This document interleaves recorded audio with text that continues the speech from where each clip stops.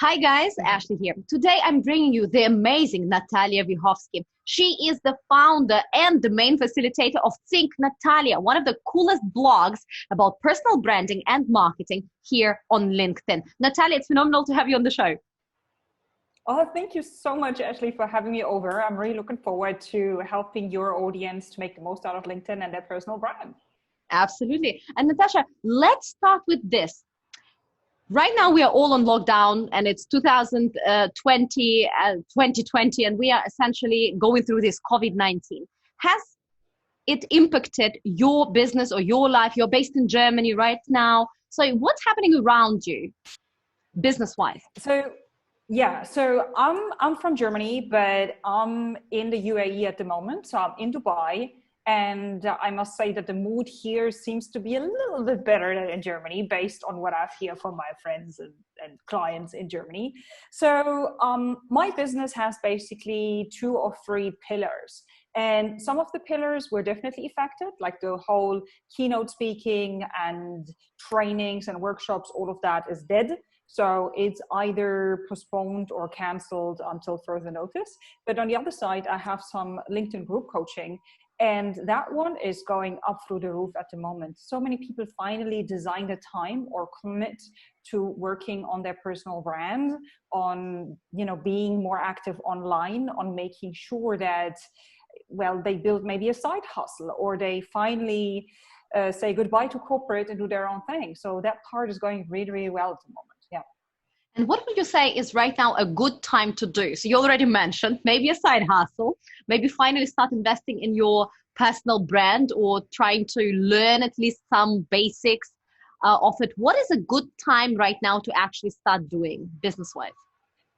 Business-wise, asking yourself if you're happy in your current career. I think that is the absolute foundation. Do you want to work in this field, in this job, in this industry for the next 5, 10, 20, 30, 40 years? If you say no, have the courage to finally design the time during your day, because now we have time to ask yourself these ridiculously painful questions. What am I good at? Whom do I want to serve? What are the skills that I want to nourish? What drives me? What motivates me to get out of bed every day? What is something that I always wanted to do but never had the guts to do, or never had time to do, or never whatever lame excuse? Just fill it in, and then slowly but surely start working towards it, because I see this current moment as an opportunity. Yeah, I know it's dramatic, it's painful, it's ridiculous how many people are suffering. It's painful to see so many people going through loss or through all of these real life dramatic consequences. And still, not everybody is massively negatively affected. And a lot of us are in highly privileged situations, at least people that I know. So if you find yourself in a privileged situation, make the most out of it and start working towards your career and getting clarity on it, setting goals, and then making sure that you work or act on them every day. And I absolutely love it. So many people right now feel that it's actually scary to make a move, because they say, you see, at least I'm not an entrepreneur, because so many entrepreneurs are going bust. At least I have a corporate career and the paycheck comes every month. What was your, tipping point when you said, you know what, no more, I really want to do it by myself. I really am ready to have my voice and to build my own thing? For me, it was a few aspects. For me, I realized, when was that? At the age of 29, I realized that I was living an illusion, or that when it comes to career and my job, I had some naive thoughts about it. So I told myself the story, I will be happy in my next job. And then I had the next job and I told myself I'll be happy in my next job. And then I took a break and said, what on earth are you doing here? That is naive, that's moronic, and that's not really taking ownership of your career. That's like allowing other people and circumstances to define that for you. Like, it's not going to be served on the golden platter one day. So, okay, well, that's not going to happen. And then I asked myself, but what will make me happy? How do I want to work? With whom do I want to work? What is it that annoys me? And in my job, I personally felt like a wasted resource. I thought that I'm wasting my knowledge, my energy, and it's not appreciated. Like very often people tell me, or used to tell me, that I'm too loud, too colorful, too masculine, too feminine, too goofy, too serious. Yeah, like whatever. It was. And at a certain stage, I just said, you know what? I wish I could get paid for being who I am. And I was like, ooh, what does that actually mean? Like, that's deep, but I don't know what it means. So I quit my job because this pain, this suffering, plus I went through some physical pain in the end, because I think my soul was like, hey, you idiot, follow your passion. If not, then I'm going to make you ridiculously sick. And I was like, nah, shut the fuck up. And well, it was physical pain. And this is when I had the physical pain, so ending up in hospital like twice per month, plus hating my job, where I said, okay, halas, as they say here, let's finally do the homework. Let's quit my job and figure out how I can serve the most people while being myself, and actually understanding what that actually means. And you started 5 years ago, you started Think Natalia. It was at first a blog, and later on, as far as I understand, you relocated it to LinkedIn, and right now this is the community that you nourish and, you know, focus on a lot. How do people need to approach that similar transition in terms of building their personal brand, regardless whether they're ready to leave their job right now, or maybe they are just preparing for something in the future? How to approach this personal branding, where to start, what to really focus on? In the beginning, it's all about clarity. So you need to understand what kind of value you are offering to whom, and why they should choose you. These are very not simple. They are, you know, they're simple, they're not easy. There you go. Simple steps to start with. And the easiest way is to ask other people around you. So ask your friends, ask your colleagues, ask your family. Hey, I'm working on my personal brand and I want to know what I'm good at. I'm so close to myself, I just can't distance myself. I'm sure that I have some talent or magic skills, as we all have, but I don't know, I think I take it for granted. So can you help me with that? And I believe we're all good at something, but we take it for granted. So other people could reflect or mirror that back to us. And then based on that, we start building a personal brand. So for example, on LinkedIn or on Instagram or on your blog or whatever it is, you start with writing down, I'm the expert in so-and-so. I help people solve this problem.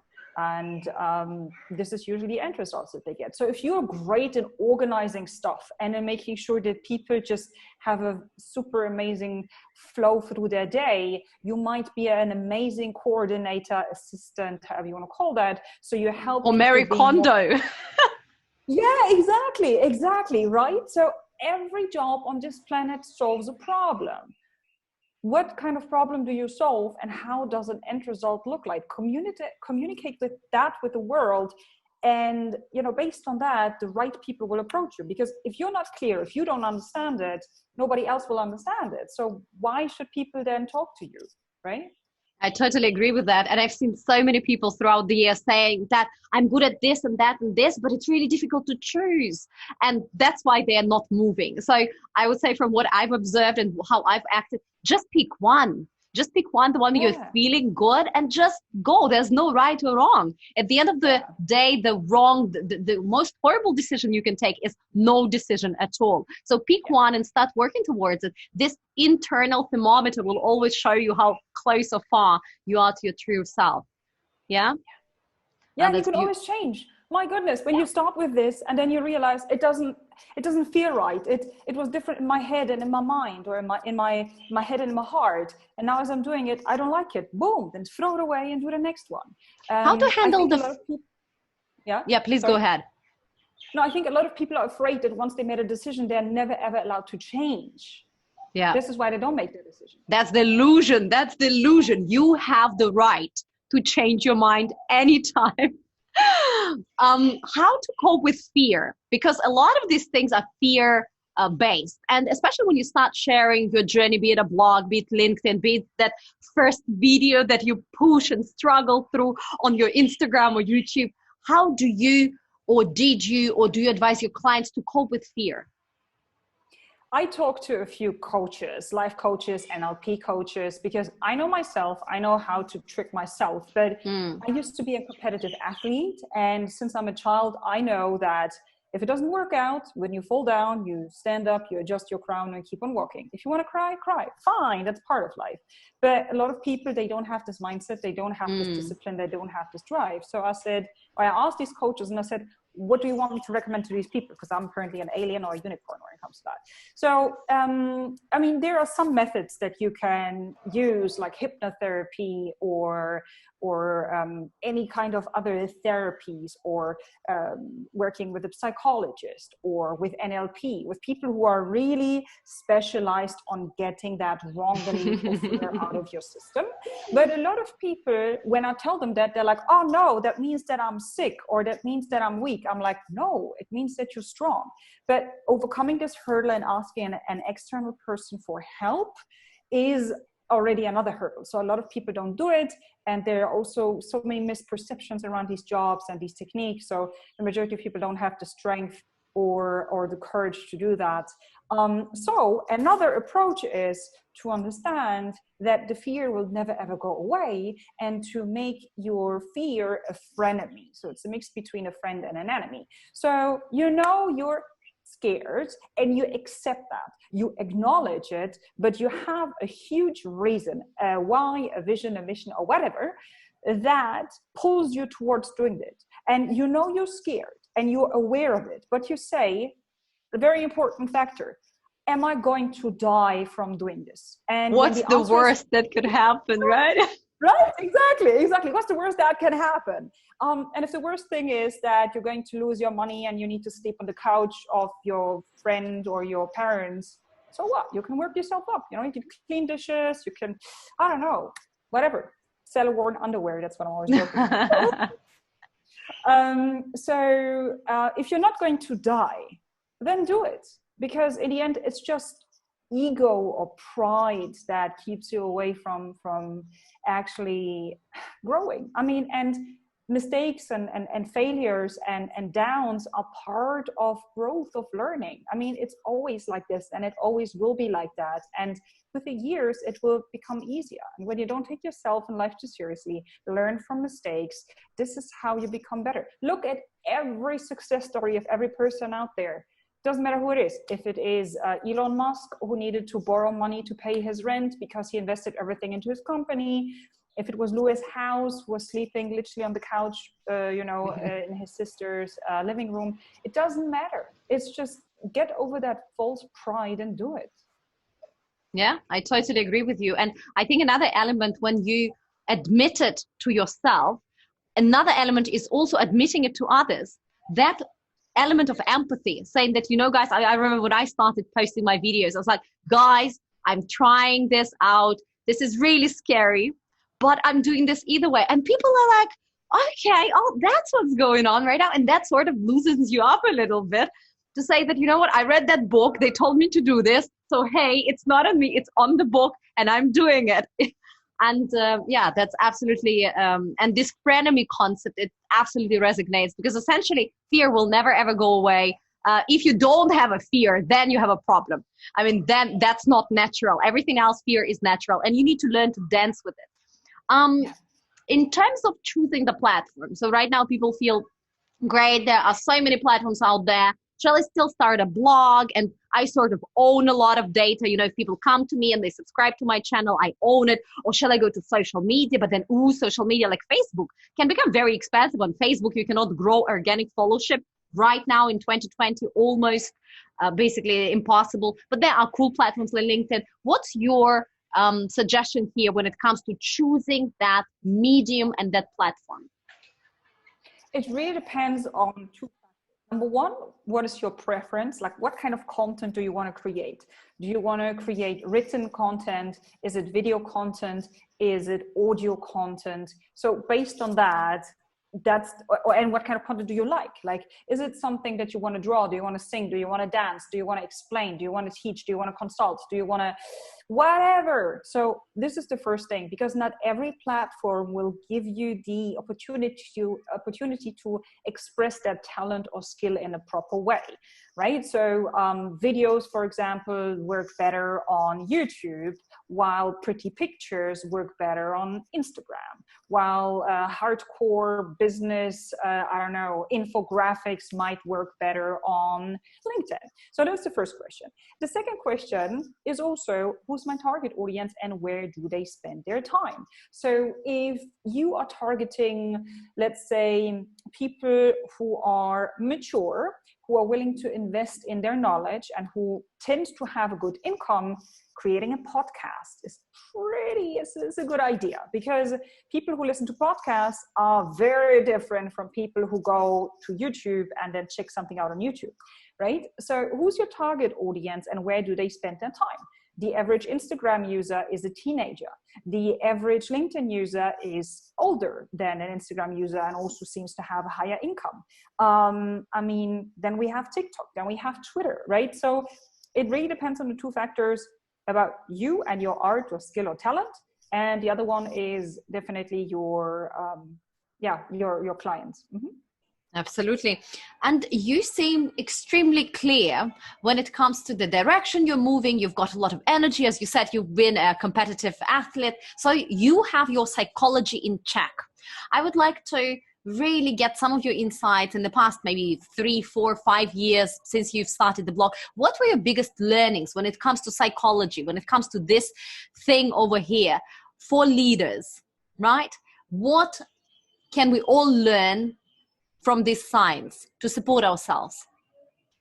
So I'm going to say a few crazy things.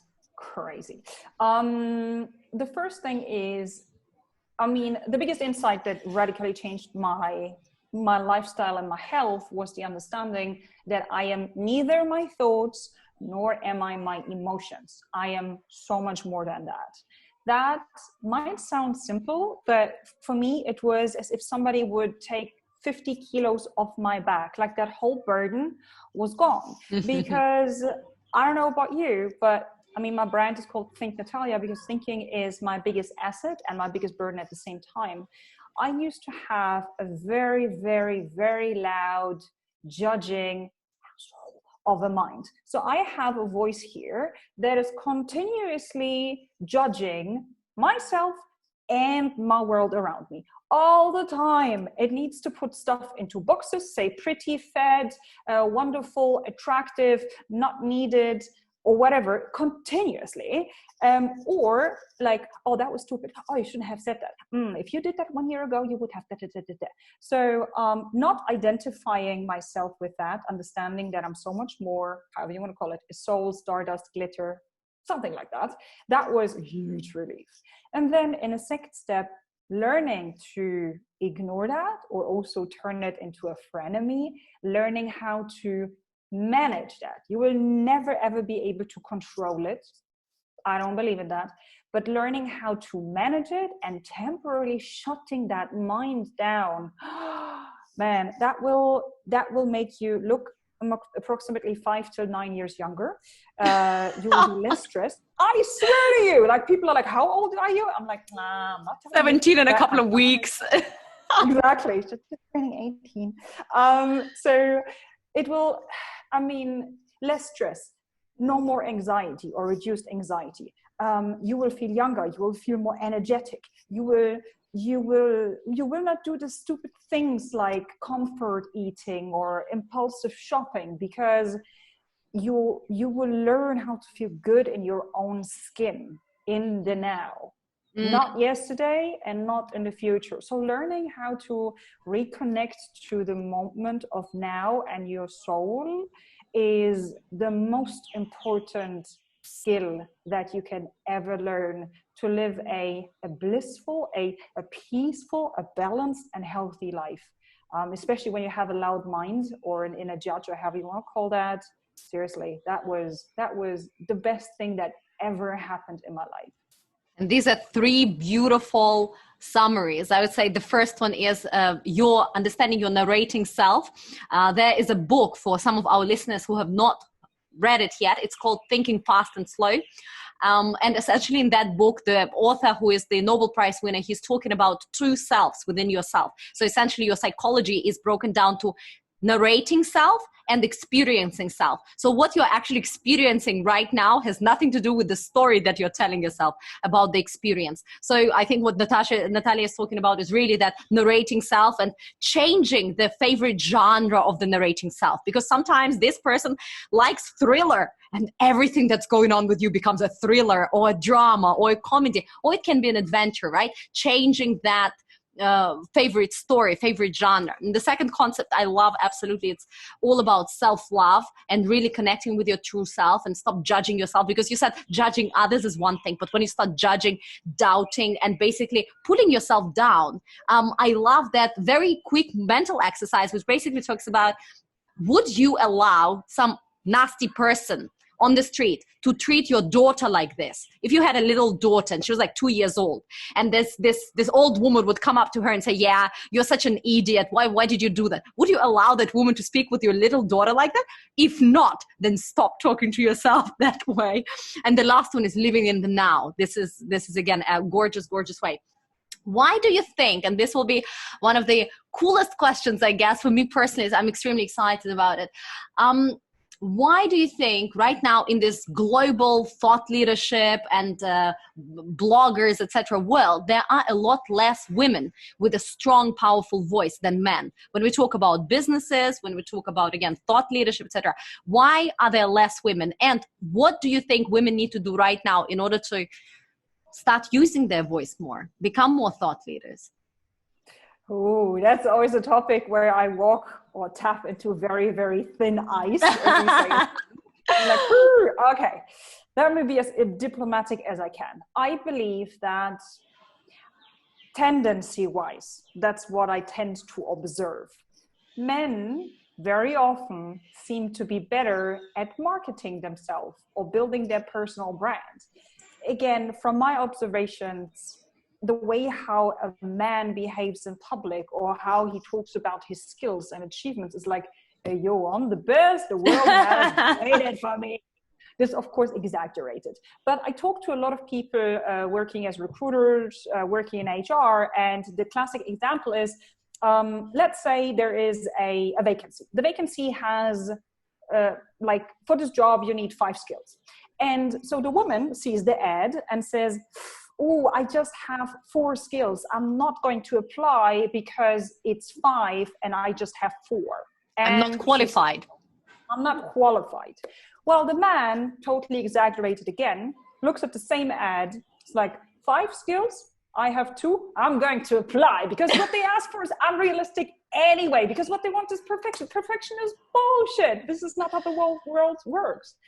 And that made me think a lot. And I was like, I think there is some truth to that exaggerated story. I definitely see that. So it has something to do with marketing yourself, but it also has maybe the expectations of oneself.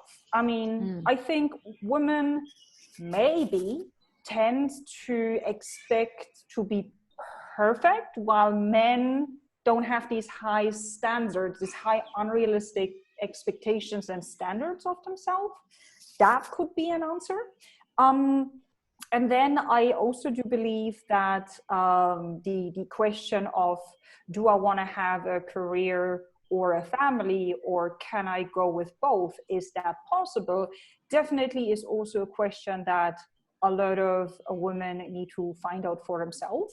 And I've seen beautiful examples of couples of all sorts of genders and cultural backgrounds and ages and whatever. And I fully believe that when you have a partner, a co-equal partner, not a victim, not a stupid, right? Somebody who's co-equal, you can achieve anything together. But as Tony Robbins says, you know, the choice is the most important part. When you have chosen the wrong partner who's not actually a partner, then I assume that very likely you will have to go for A or B, although I fully believe that A and B is possible. But yeah, you need to have a foundation, a solid foundation of a collaboration, not competition, and being very, very clear in your communication and making sure that you find a fair compromise, maybe getting external support through a maid, through a teacher, through somebody who helps you with, I don't know, managing other aspects of life. It is possible, but it requires strength, communication, and a lot of love. Yeah. On both sides. Yeah, absolutely. This is absolutely gorgeous. And I love that you mentioned Tony Robbins talking about, basically, for those that don't know, there are probably 8 different aspects to what makes a successful relationship. And one of those, the first one actually, is selection. So selection is 90% of success. If you select the right person, then you are in the luck, though there's no such thing. But if you select the wrong person, then you constantly try to change this person to something that he or she is not. That is probably not going to work that well. And very often people, for wrong reasons, come together. They come together because of proximity. They come together because, it's just, kind of, it was fun, let's continue. But they don't approach it as seriously and as analytically in many ways, because it's love. It's just supposed to happen like Romeo and Juliet. And, and then they end up with dysfunctional, very often, relationships. And I totally agree with you that on the one hand, it is the inner work for women, right? Something that we need to fix over here, because we were probably, as children, all of us, men or women in our generation, were not loved enough by our parents. We were not given unconditional love. So we're constantly basically changing and trying to get it from external sources. So we need to fix something here to understand ourselves better. And the second one is, of course, you need to work out with your partner, with your relationship, because it is, something that both need to share. The last question is, as you are an expert on LinkedIn, tell us, what are your top 3 to 5 tips for LinkedIn in 2020? What shall people do on this platform in order to be successful and have a thriving business opportunity or career? So first of all, they need to redesign their profile. A lot of people build a LinkedIn profile as if it was an online CV. And that's the problem. It is not an online CV. You need to design it like a landing page. What does that mean? If landing pages or web pages is something that just makes you go, ugh, think about it of the shop window of a beautiful shop. Imagine you're walking down the road with your best friend and you're having a conversation and you're laughing and whatever, and you're passing by this new store. And you keep on talking, here's your friend, and here's the store, and out of your eye you just saw something. It was glitter, it was amazing. You keep on walking, after 1.5 meters, you're like, oh, wait, keep on walking backwards. You look at the shop window, you're like, oh, I love this. Can we just walk inside there? Just 2 minutes, it's new. This is the effect that you want to achieve with your LinkedIn profile. You want to make sure you have a nice picture, you have a great background picture, you're approachable, you position yourself as an expert, you make sure that you really, within less than 3 seconds, that people understand what do you do, for whom, what is the end result, and that you start having conversations with them, talk their language. Step number 1. Step number 2, you need to expand your social network. A lot of individuals that I know, they are very, very afraid of approaching other people because, some people really believe that all of the strangers out there are murderers and psychopaths and bad. Maybe a small percentage of people are nasty and really sick in their mind, but I believe that the majority of people out there are kind and they want to expand their network and they want to help others. So why don't we change our perspective to strangers are nice, strangers are kind. I want to help strangers and strangers want to help me. So when you change that narrative towards that, reach out to people, connect with 10, 20, 30 people every day, potential clients, teachers, friends, collaboration partners, whatever. In a perfect world full of abundance, whom would you have in your social network? And then allow yourself to connect with these people. That's step number 2. And the third one, incredibly important, especially when you want to be a thought leader, when you want to make a difference, when you want to, contribute to a better tomorrow, you need to speak up. So you cannot lead when you just repost content. This is when you're following. When you want to be a leader, you lead by creating content. And a lot of people will be like, forget it.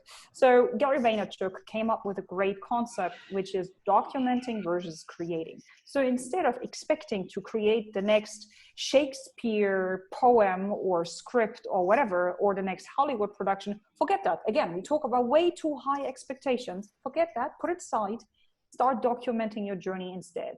You literally take your phone, that's what you need, a phone like that, and ask yourself when you walk around through life, what of this here would look nice on LinkedIn?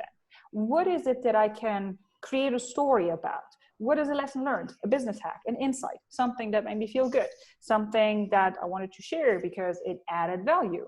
You know, your content is not about you. It's not the stuff that you sometimes see on Instagram. It's not like hashtag woke up like this, hashtag blessed, hashtag on a boat, hashtag no filter. Forget that. That's nonsense. That's, I mean, people who have severe insecurities and believe that a lot of likes will make them feel better. That's another case we can talk about another day. Your content is about helping your target audience, add value to them, make it about them, solve their problems, and off you go. That's absolutely beautiful. So right now, all of our listeners must be like, I'm not only ready for it, but I'm also motivated and I know what to do. So I've got actionable insights into that. Guys on LinkedIn, definitely connect with Natalia. It's easy to find her. Think Natalia, check out her blogs as well. I will continue watching you. I absolutely appreciate you taking out the time. It was super fun. Let's go get them, guys. More thought leaders, more voices at times like this are absolutely needed. Have a great day, guys, and stay tuned for more outstanding leadership experts to come.